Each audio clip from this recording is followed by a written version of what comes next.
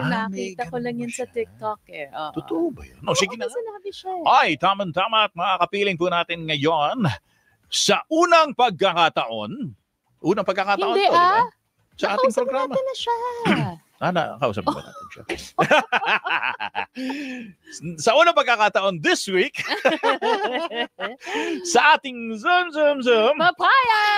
ang Palace Press Officer at siya rin po Undersecretary ng Presidential Communications Office, si Yusek Claire Castro. Yusek Claire, gandang hapon, Tony and Casey. Yes, good afternoon, Tony and Carmina. Hindi kayo aso, hindi kayo garapata. No. Kapamilya. Grabe kapamilya. Ano ba sinabi mo nun ulit? Kanino ba yon? Yung tinatawag kasi siyang attack dog. Tapos ano yung sinabi mo, Yusek Claire? Ako, attack dog ako. Siyempre pag tinatawag akong attack dog, sino ba yung umaatake sa aso? Di garapata. Ay, grabe, Sabi ni Pusika to, ha? Sobra. Ay, nako. Makikibalita kami, Yusek, kasi medyo nabitin kami dun sa briefing with the Palace Press Corps. May mga pangalan na ba na anong tawag dito, na ipapalit dun sa mga tinanggal sa Bureau of Customs? Wala pa sa akin nabigay. Basta kasi kahapon, sinabi lang sa atin na 6 ang nawala sa Bureau of Customs. At siguro marami masaya kasi alam naman natin, kailangan talaga nating linisin, no? At mas mapaganda pa ang serbisyo ng Bureau of Customs. So, hindi ko naman sinasabi na yung mga nawala ay hindi magagaling, di ba? Pero, hindi malinis. syempre, mas talaga ng Pangulo, yung mas makakapagbigay ng serbisyo sa taong bayan. Sige. So, kaya, tinatanong kasi din ng mga reporter, tatanungin na rin namin ulit ni partner Casey, may binigay bang dahilan ang Pangulo kung bakit kinailangan palitan si Commissioner Rubio? At saan siya nilipat ba siya ng ibang pwesto? Wala tayong nadinig na paglipat sa kanya. Basta ang sinabi lang sa atin ay napalitan ang Bureau of Customs at 6 kasama ang dating commissioner. Yung 6 ba na mga commissioner na kasama na papalitan? May mga collector, deputy commissioner. Ito ba ay malapit doon sa dating commissioner? Kay Commissioner Rubio? Ako? Nagtatanong lang naman. Tatanungin ko kung malapit ba sila sa isa't isa. Aha. Okay. Hindi ko alam yung kanilang history. Pero, sige. Tatanungin natin yan bukas. Alam mo, very, anong tawag dito, very interesting din kasi yung background ni bagong Bureau of Customs Commissioner Ariel Nepomuceno dahil dati na siyang taga Bureau of Customs. Although panahon ito ni Pinoy, no? Tama ba, Yusek? Sa aking pagkakaalam, yes. Oo, meron na rin siyang, kumbaga, maalam na rin siya pagdating sa mandato ng Bureau of Customs. Ang problema, kapag binalikan natin yung kanya naging stint sa Bureau of Customs, medyo naging masalimuot din dahil may mga nakabangga siya sa loob. Nung panahon na yon, yung mismong Bureau of Customs Chief na si dating General Jaime De Llosa, kasi parang nagkaturuan ata dati sa loob ng BOC kung sino umano ang protector ng smuggler. Parang nagkaturuan pa sila. Dahil si Ariel Nepomuceno noon ay siya yung commissioner, deputy commissioner for enforcement. Tama ho ba, Yusek Claire? Hindi ko masyadong kabisado ang kanyang background. Oo, ang naging trabaho niya sa Bureau of Customs. Yeah. Pero siguro ngayon, kung ganyan yung talagang naging kumbaga naging issue before, yes.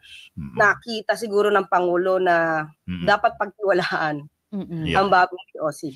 Ito ba mga pagpapalit-palit ng pagpapalit ng mga opisyal, Yusek Claire, pag dumadating po sa opisina nyo, sinasabi lang, may substitution. Parang ito ang ipapalit. Pero hindi na ho kayo nagtatanong kung bakit, kung ano yung mga dahilan, bakit naman ito ang taong ipapalit at bakit tinanggal yung pinalitan. Okay. Sa akin, sa pagka sinabi ko to, wala tayong information kung bakit. Pero doon sa nag-i-evaluate together with the President, yun, nandoon yung mga dahilan kung bakit.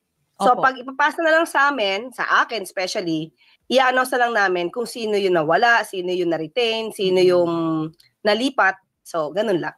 Hindi ho ba tingin nyo ay importanteng malaman din ng publiko na ma-explain nyo properly kung bakit ganun nga ang naging, kung may rason man, no, sa likod ng pagpalit, pag-reshuffle? Siguro i-generalize na lang natin. Kasi syempre, ang bawat tao dapat may dangal pa rin na naiiwan sa kanila. So, kung hindi siguro nakulangan ng Pangulo sa kanilang performance, yun na lang siguro ang pwede natin maibigay na dahilan. You know, that's understandable, partner, ha? Kasi yung ganyan, yung kakasabi pa lang ni Yusek Claire, because to preserve the dignity of we've been here for a long time. Alam naman natin yan na ilang pangalan ng may inuuwian kasing pamilya rin kahit papano, hindi ba? Pero sana patas-patas. 'Di ba? Kung ano man ng estado, 'di ba? Parang lalo na dun sa mga may hirap, yung dignidad, yung preservation of dignity, dapat pare-pareho ano man ang antas, 'di ba, Yusek Claire? Sure. Yes, tingin ko dapat. Oo, kaya 'di ba pagka may mga nahuhuli, minsan naka-blur na yung muka. So, tingin ko dapat tayo dapat pantay-pantay. May isa pa akong follow-up sa VOC bago tayo mag-shift. VOC. Sige, go ahead. Meron ho bang parating na kaso dun sa mga natanggal? Meron ba? Alamin ko, Carmina, wala pa talaga tayong alam kung may dapat ikaso sa kanila, kung meron ba silang issue about sa anomalya. Wala tayong natatanggap na anumang info about that. Okay. Sige. Yan ang gusto ko kay Carmina, di ba? Ano yan? Bakit? Anong gusto mo kay Na-inspire kasi ako dun sa figure. Ang galing mahugot di ba? Nasa iyo na lang nun kung magpapahugot ka. Tinitingnan naman namin kung malalambat ka namin. Di ba? Kaya I love Carmina. Ay, grabe. Paano naman ako? I feel so left out. Grabe. Mas mahal kita. Oy, grabe. Para nung para itong Private Nights with Yusek Claire. Ay, grabe. Ibang klase. Ano nga ba? Hindi, kasi dati kasama ho namin si Yusek Claire sa DZMM. Di ba? A long time ago with, sinabi yung ano mo nun? Ko-anchor mo nun? Si Cheryl Cosin nakasama natin. Correct. Si Yen. Boss Angel, Balmones. Pati si Angel. Tapos si Mariao. Pinakahuli mo. Saka si Miss M nakasama ko rin. Si Rosel Manahan. Yan. Saka si Mariao. Tagal na rin pala Tandaan nyo ng dalawa. Ako nanonood lang sa inyo dati at nakikinig Nakasama ko pa, pero bata-bata pa ako noon. Asing bata pa talaga ako. Si Daniel Rason. Oh my God! Bata pa ako noon. Pabalik na tayo ng pabalik in time. Grabe, Sige na nga.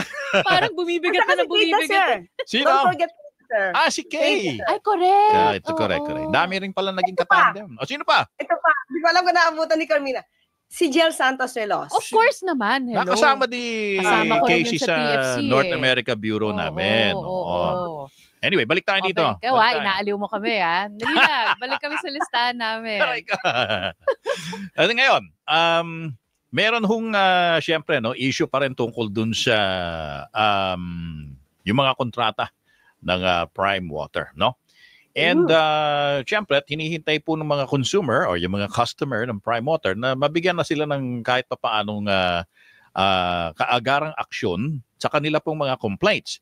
Ang sabi niyo po, Yusek Claire, ano ho ba? Marami na hong mga dokumento ho ba? Na Dalawang box. box? Anong klaseng box yan? Balikbayan box. Yes. Ganun kalaki yung bawat isa. Dalawa yun. So, di ba? So, may isang folder na may summary doon. Okay. At doon sa summary, medyo may nabasa na ako. Medyo masalimuot talaga. Masalimuot siya. So, at kailangan talaga tong tutukan namin, no? Ng Pangulo. Para malaman natin kung ano ang pinakamabilis na magiging action dito. Hindi kasi siya pwedeng ganun lang. Isang utos lang. Maaaring magkaroon ng issue tungkol sa mga legalities. Yes. Anong legality? Mga issue na pwede. One legality na narinig ko, and correct me if I'm wrong, is hindi daw pwedeng basta-basta kanselahin ng gobyerno ang mga kontrata nitong Prime Water with the local water districts dahil ito ay labas na ba ito sa kapangyarihan ng gobyerno? May mga issue ganyan at meron ding issued allegedly yung jurisdiction ng luwa. So inaaral namin talaga ito. Sabi ko nga hindi pa kumbaga kailangan namin tapusin to dahil magkakaroon kami ng meeting by Friday. By So, Friday. most probably by Friday makakapagbigay na ako ng mas detalyadong meeting with report sa media patungkol dito. OSG siguro. Meeting with sinong of government agency ho ba dapat ang humawak? Kasama namin ang LUWA. LUWA and? Saan ko na sasabihin? Okay. Sige. Saan niya nasasabihin ko ang OSG kasama? Kung kasama. Okay. Basta may invitation ako ng meeting sa Friday pero hindi ko pa nakita kung sino-sino kami. mag-a-attend. Okay. Pero dawit-dawit yan, Yusek Claire, ha? Kasi may LGU component yan eh. Yung local water district. Oo, marami. So dapat talaga tutukan to kasi para maibsan yung hirap ng mga kababayan natin. Mas lalo yata daw ang balita natin is after kaming magpa-investigate, mas mukhang humirap. Oo, parang lumala pa yung sitwasyon. Ngayon, kasi kung kunwari ikaw ay isang customer ng Prime Water at marami na rin yung mga nagrereklamo in different water districts across the country, ang solusyon ho ba dyan ay maghanap ng iba pang water provider or to give the water provider like Prime Water a chance to make up for its anong tawag doon? Shortcomings? Yes, yung shortcomings. Depende pa rin. Hindi ako makapagsalita ngayon pero kaya ba? Kaya ba na mapunan yung shortcomings? Kasi yun yung tanong eh. Kasi kung kaya, dapat nun pa eh. Diba? Nagseservisyo naman sila sa bayan according to them. So, dapat nun pa. Pero meron ho bang nakaabang na mga kumpanya na pwedeng pumalit to take over just in case yun ang maging resulta? Actually, yun yung pagmimitingan kung meron at kung paano talaga yung action na gagawin ng pamahalaan. Ng LUWA mismo. Hindi ako makapagsalita pa ngayon dahil hindi pa kami nakakapag-meeting, wala pa kami na pag-uusapang paano ang solusyon agad. Kasi ilan na yung tinitingnan first time kami mag-meeting lahat sa Friday. Parang 72 ho ba yung water contracts na ni-review? Ilan ho ba yun, Attorney Claire? Again, Tony, wala pa akong masyadong detalye. Naumpisahan ko pa lang doon sa start. Kung nag-start ko pa lang is paano siya nag-start. Yes. At may conflict of interest ba dito? So, doon pa lang. Okay. One other thing before we move on to another topic, no? May mga magsasabi or nagsasabi na may halong politika ito. At nagsimula to nung kampanya nitong nakaraang eleksyon. May bahid ba ng politika itong pag-iimbestiga sa Prime Water, Yusek Claire? Hindi. Hindi pwedeng sabihin pamumulitika ito. Kasi marami nang dumadaing. Nagkataon lang siguro na ngayon lang talaga nakita kung gaano nakalaki yung epekto ng shortcomings ng Prime Water. So, hindi na pwede itong pikit mata. Kung dati may nagpipikit mata at namamayagpag sila, hindi pwede ngayon kawawa ang mga consumers. Kawawa yung mga kababayan natin. Kailangan aksyonan to. Actually, bago tayo umusad pa sa ibang issue, babanggitin din lamang ni Partner Casey na pinipilit din po na ating himpilan na makakuha po ng panig din naman po ng Prime Water. Hindi naman po tayo nagkulang sa yung pag-contact, pag-reach out. Ako mismo ay meron po akong kausap via text pero ang sinasabi niya ay dapat iba na yung sumagot dahil hindi na pala niya hawak yung public affairs office. So, ang nangyayari, kahit kami mismo sa media na sinisikap po namin na makakuha po ng kahit na reaksyon o komento galing sa Prime Water, ay hindi rin sila nakikipag-usap sa amin. Ngayon, ang feeling ko lang, parang ang hirap nilang makausap, gayong ang laki ng kinakailangan nilang ipaliwanag sa publiko eh. At kami naman ay parang gusto lang naman namin na maging tulay sa publiko na iparating sa kanila kung ano din dapat na nagiging tugon ng kumpanya, ng Prime Water. Kasi importanteng makuha din. Kasi nga, we were talking about this yesterday. Baka naman may explanation, hindi lang natin naiintindihan, hindi ba? Hindi naman nila binibigay yung explanation. Pero paano natin malalaman kung hindi sila nagbibigay ng explanation? Unless sasabihin nila na magpapaliwanag kami at the proper venue, which is kaharap ni Attorney Claire. Ganon. Pero Attorney Claire, matanong ko lang kung hindi ba inendorso ni Senator Camille, ni Vice President Sara Duterte itong si Camille Villar, at kung nanatili sa alyansa si Senator Camille Villar, magkakaroon ba ng interes ang administrasyon na tingnan itong Prime Water? Oo, kahit kasama pa yan sa alyansa, hindi kasama sa alyansa, magkaibigan, hindi magkaibigan. Ang numero 1 naman sa Pangulo ay kung ano bang dapat nabigay sa taong bayan. So parang hindi maganda para sa Pangulo na porket meron silang pagkakaibigan, hindi niya natutugunan kung anong problema ng yung nagsasakripisyo dahil walang tubig. Yeah. Basic need ito. Tubig ito. So dapat 'di ba yung mga nangasiwa dito, inisip na nila ano mangyayari sa tao kung walang tubig. Hindi pwedeng puro singil lang. Hindi ba? Okay. So, hindi naman dahil na inendorso ni VP Sara si Camille. Hindi. Nagkataon lang siguro na noon lang talaga pumutok at nakarating na sa Pangulo. Kaya nung una ko siya tinanong dito, actually, tinanong ko si Pangulo at that time, nung pumutok na to, sabi ko, Sir, merong issue tungkol sa Prime Water. Anong sagot niya? Oo nga. So, ibig sabihin, kung dati, may mga reklamo, parang siguro hindi pa siya ganon kalaki para makaabot sa amin at sa Pangulo, especially sa Pangulo. Pero nung tinanong ko, Sir, may issue about Prime Water. Oo nga eh. So it means, medyo lumaki na talaga yung clamor ng tao na dapat nang tugunan ito. Okay. Yung problema na siya. Sige. So, syempre, ito ay tubig. This is a basic need, di ba? Lipat naman tayo sa pagkain, sa bigas. Another basic need. Kanina ang Pangulo ay nanguna dun sa paglunsad naman ng 20 peso rice program sa Zapote Public Market, no? Sa Bacoor ba ito? Sa Cavite. Pero sa kabila nito, Yusek, syempre meron naman pong panawagan ang mga magsasaka na sana naman ay hindi rin sila madehado dahil kung babagsak daw ang presyo ng bigas na binebenta ngayon ng pamahalaan, no? Eh baka naman baratin daw sila ng mga trader at mas malugi din ang mga farmers kung mas mababa po ang bili sa kanila ng palay. Ano ho ba ang nagiging action ngayon? Sabi niyo kanina parang hindi niyo pa nakakausap si Sec Kiko, tama ba? Hindi, yung tungkol sa kasi Kiko, yung ceiling price ng pork and iba pa yan. Sige. So ngayon sa rice, paano kaya? Yung sa rice, hindi po magkakaroon ng problema ang mga farmers. Kasi bibilin sila sa same amount na binibili sila before. Dapat. Kasi mangyayari bababa yung presyo kasi isa-subsidize ng national saka ng local.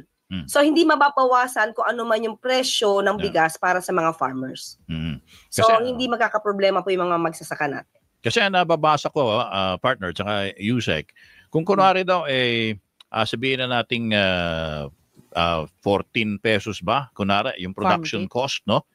Yung sa ano pa lang production cost, wala pa yung mga milling, drying, and retailing. Ganon. Eh, lumalaki din daw ang cost kapag may dinagdag mo pa yung milling and drying. Paano daw yung kung kunwari mataas yung presyo nila or yung gastos nila sa harvesting, milling, and drying, pagkatapos ang ibibili lang sa kanila ng mga trader, hindi pa sapat para ma-cover yung mga costs nila for post-harvest processing, Yusek. Hindi, actually, ang bumibili kasi ng palay or bigas from the farmers, diretso kasi pwede silang dumiretso sa NFA. Diretso? So, hindi mura, tamang presyo ang pagbili no sa kanila. So, lumalabas kasi parang 18 pesos ang wet, saka 19 to 24 yung dry. So, hindi lugi ang farmer sa atin. Sige. Kaya lang siya bumababa because sinasubsidize ng gobyerno. Yeah. But how sustainable will it be? Baka naman pagkatapos ng administrasyon ni Pangulong Marcos, syempre, tapos na rin yun. Tapos sisirit naman ang presyo. Okay. Sa panahon kasi ngayon ni Pangulong Marcos Jr., itutuloy-tuloy ito.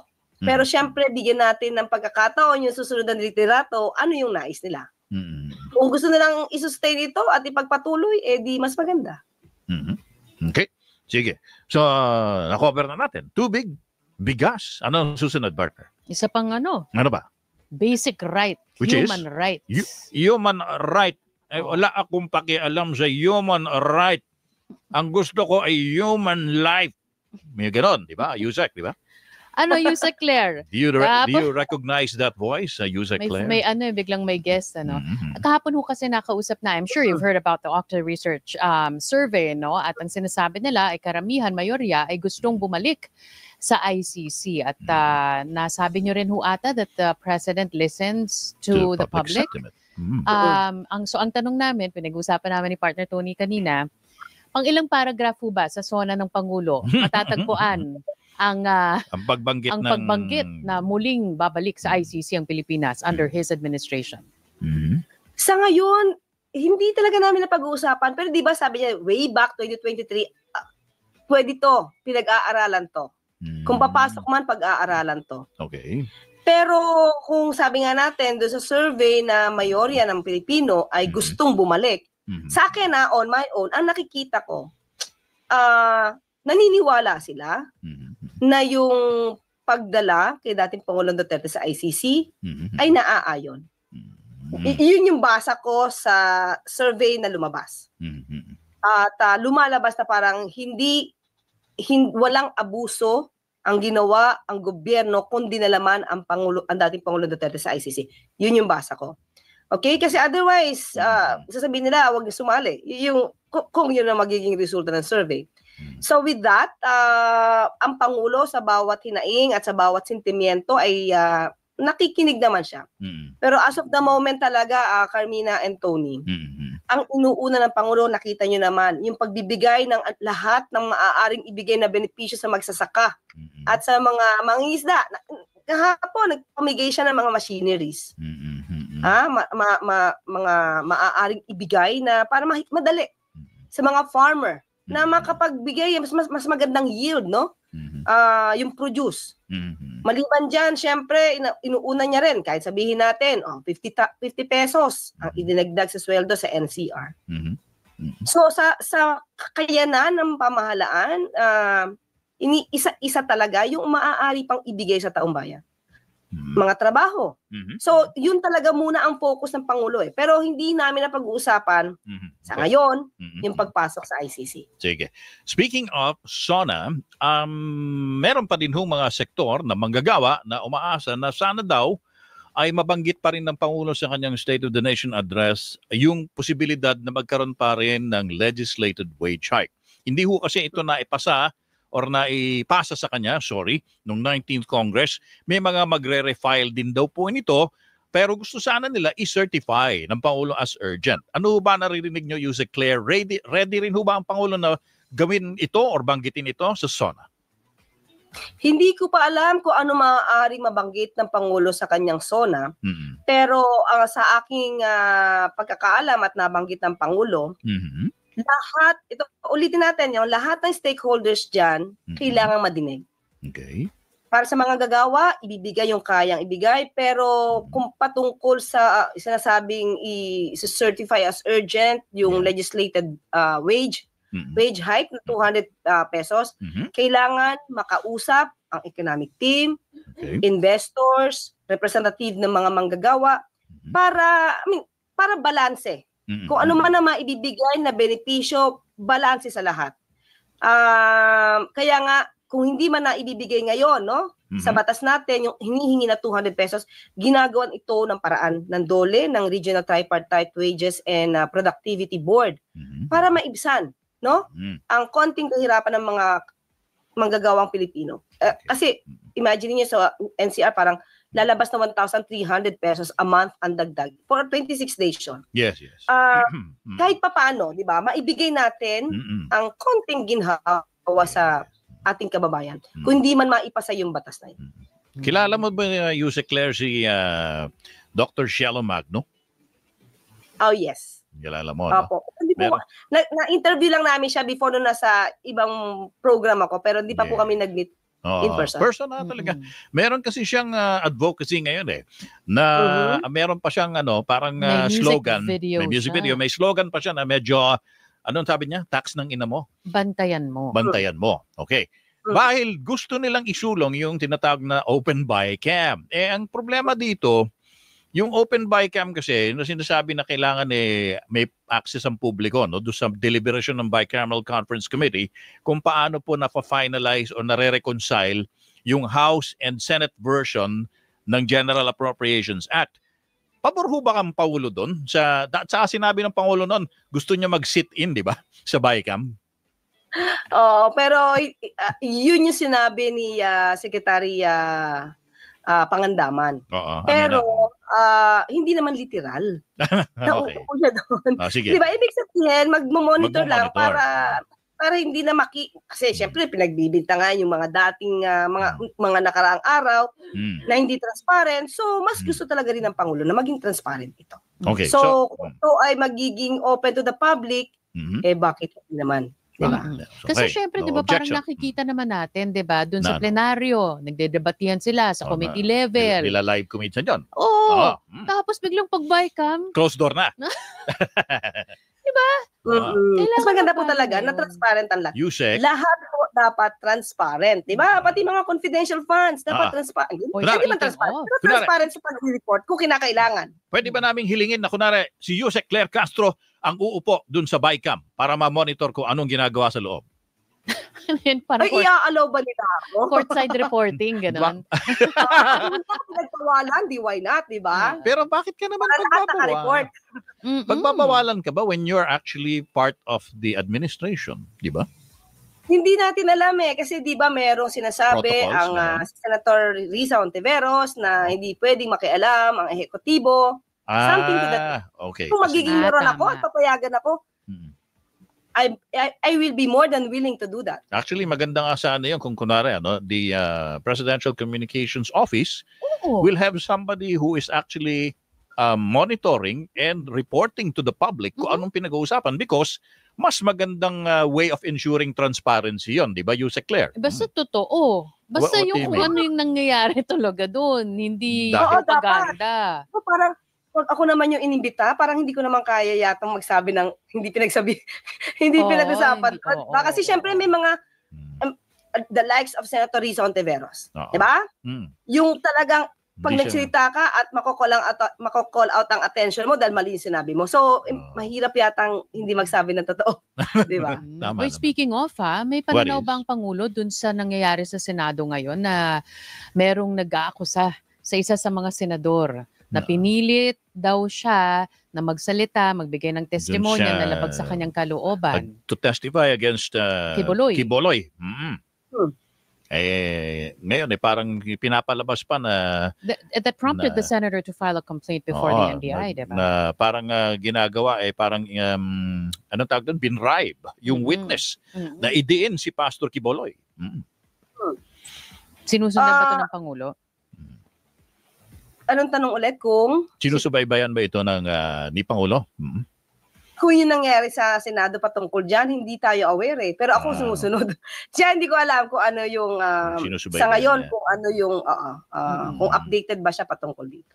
Yung travels ni Vice President Sara Duterte, sinusundan nyo po rin ba? At sinabi nyo kasi kahapon na kailangan mag-submit ng report detailing the outcome of her trip. Kung anong accomplishment report, parang ganon? Si Vice President Sara. Liwanagin natin, di ba?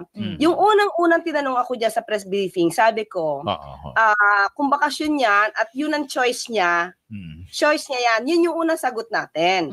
Di ba? Kaya lang sabi ko, ano ba yung purpose niya sa sarili niya? Pambayan ba to o pansarili? But the problem is, iba yung sinagot kasi ni VP Sara. Sinabi niya na hindi siya on a holiday. Sabi niya, nagtatrabaho siya. Kung hindi niya na sinabi yon, kasi personal trip naman yung paalam niya, on leave siya, there will be no problem with her statement.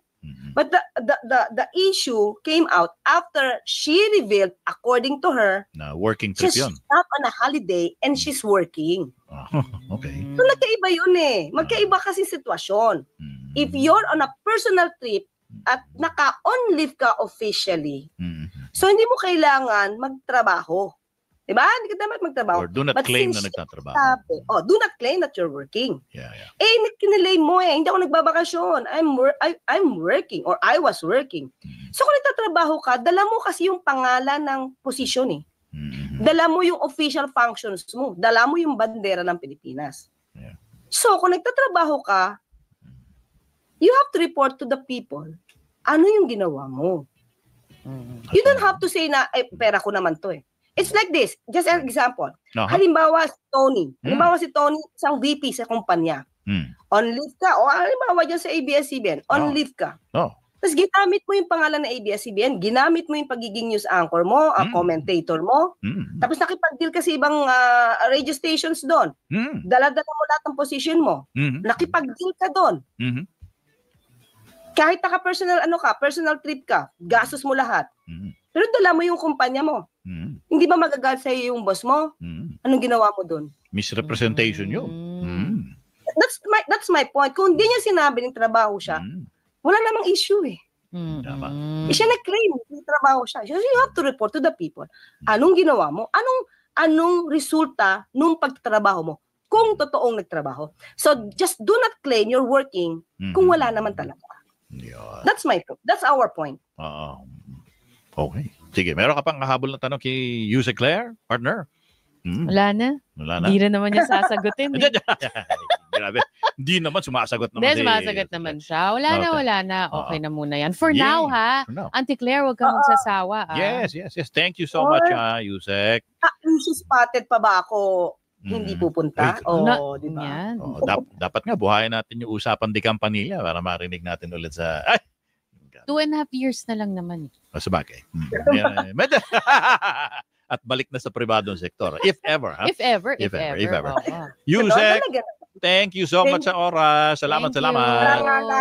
Karangalan maging kapamilya. Ingat po. Tony and Carmen. Happy to hear from you again. Thank you, boss.